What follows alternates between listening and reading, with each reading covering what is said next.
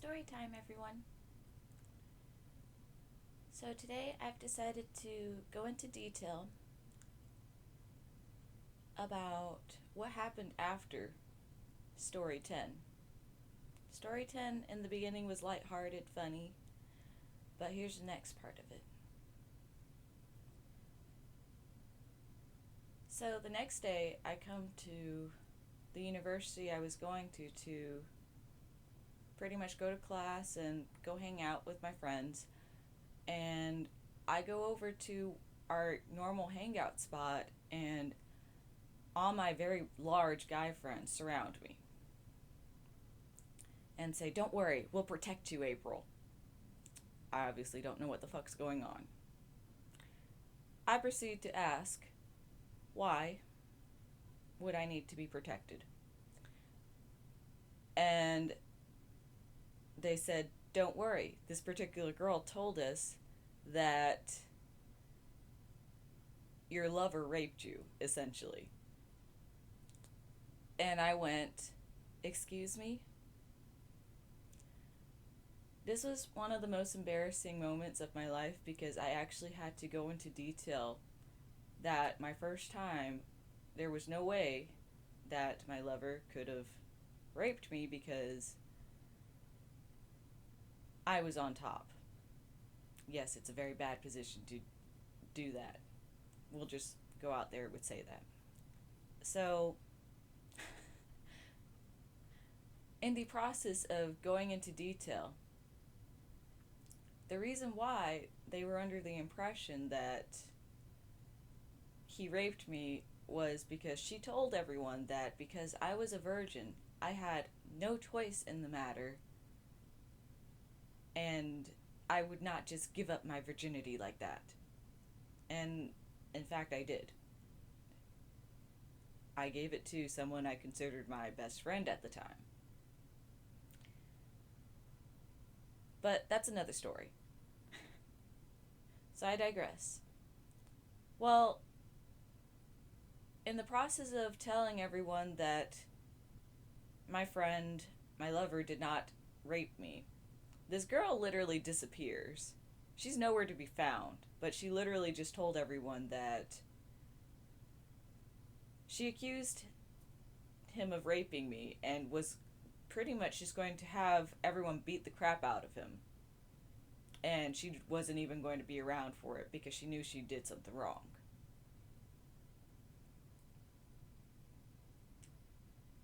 Now, with this particular girl,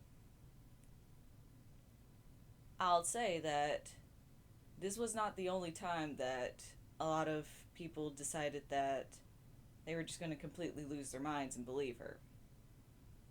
There was another moment where she decided to tell everyone that her boyfriend was just so abusive and locked her inside her apartment.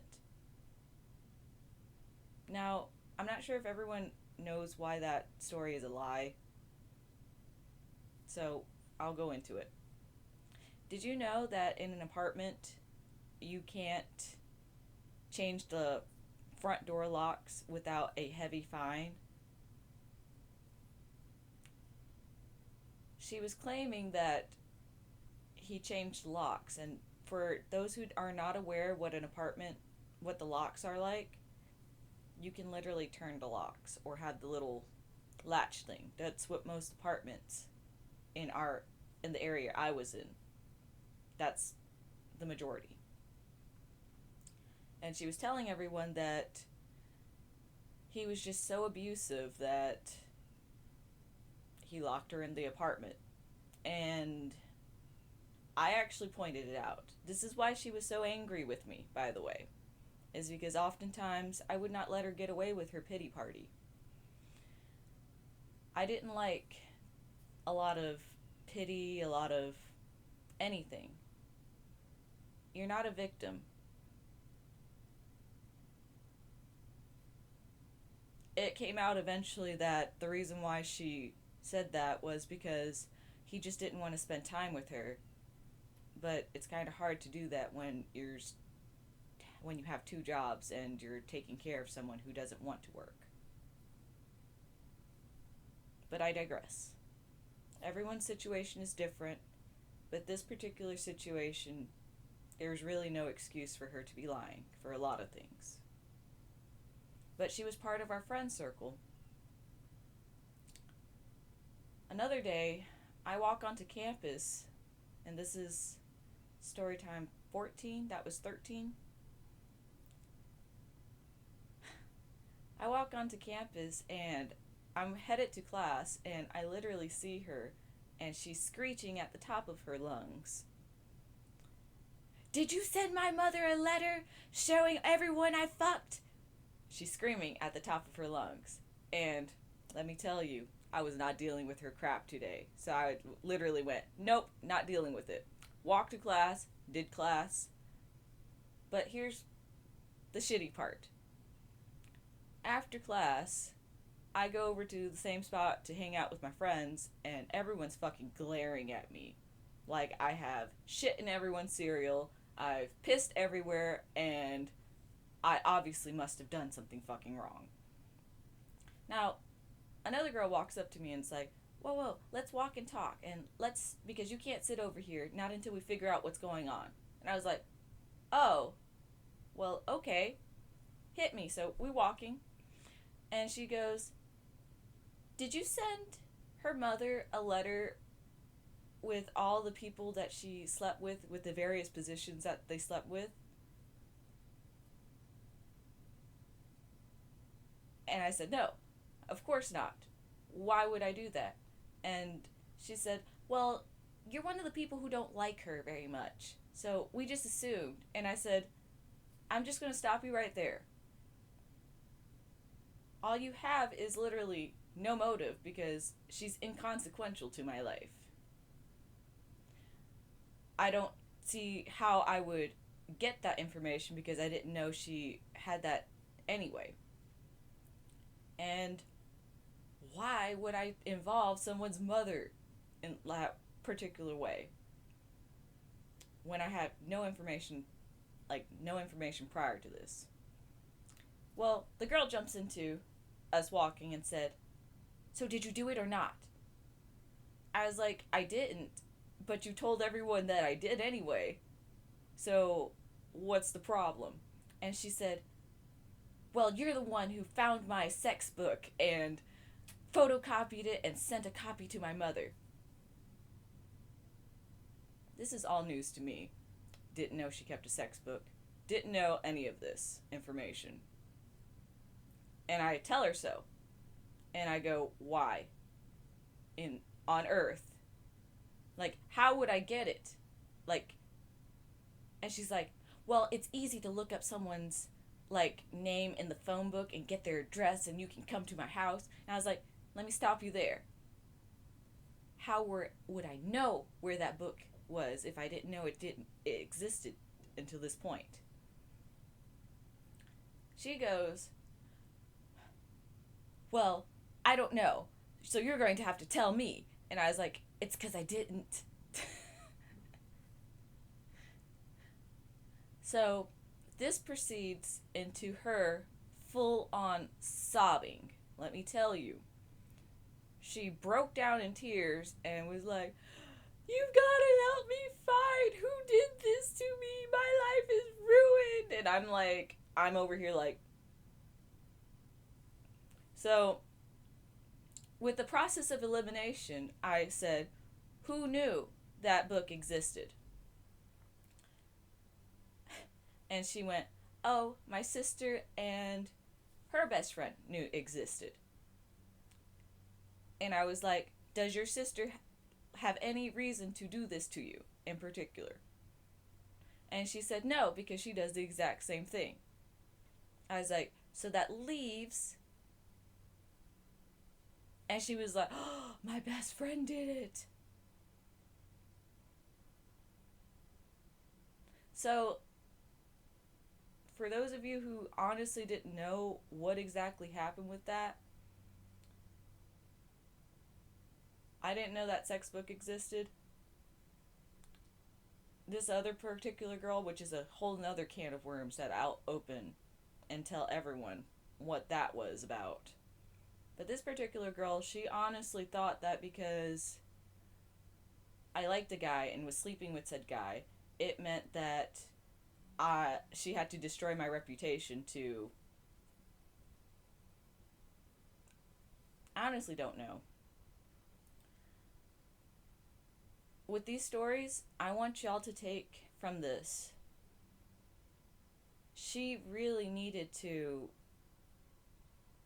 not jump to conclusions, for one, analyze the situation to a lot better, and then the biggest thing is not lie about stuff. Rape is a very big accusation. Accusing anyone of spreading lies is also a big accusation. Just be careful what you say, and she is also one of the reasons, a big example why people who experience rape, you can't get someone else to tell your story because it has to come from you. Because people like her, they lie. Unless it came from your mouth, no one's going to validate it. And at the end of the day, it's your fault for not saying anything.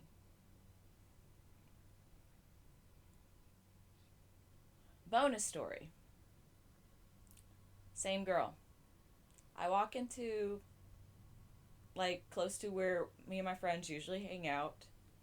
She is boo-hoo crying in the hallway, like, full on sobbing anime style, like, Aah! And, like, I care too much. I run over to her because, and all, like, our friends are literally comforting her. All the females, all the guys are, like, not there. I should have taken that as a hint not to deal with this. But all the girls are over here. And she's, like, just full on sobbing. He gave me a B instead of a A. Like, just full on sobbing. And then I ask, well, then all you have to do is talk to the professor. That's. No, this is the situation. Apparently, the professor told everyone if you did the work, you'd get an A. If you didn't do the work and cut corners, you'd get a B. And she did the ultimate thing to cut corners, which was she sucked his dick and got mad that it wasn't A quality. It was only B quality. So she was sitting in the hallway in university, sobbing her eyes out because she got a passing grade for sucking his dick. And everyone is just comforting her, like, it's okay. You know that you did so much better. I was so done with this situation. I noped the fuck out. I was like, I'm not even hanging out with any of these people today. I'm done with everyone's shenanigans today. I don't know what lesson you should learn from this, but to be honest,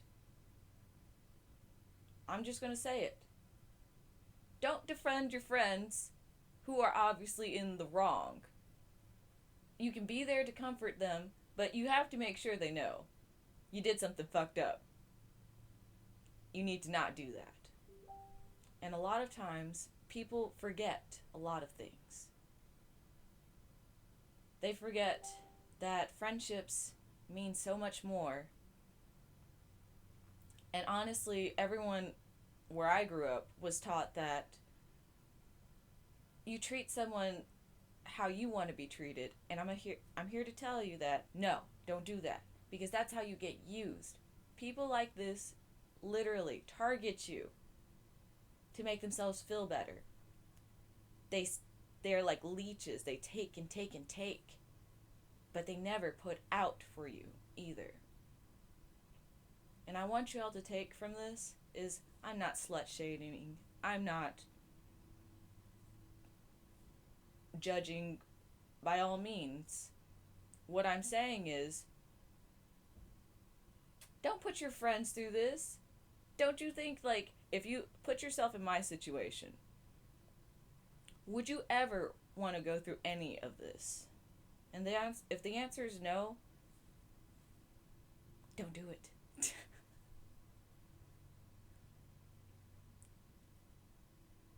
A lot of people understood that there was a lot of jealousy going on with that whole situation.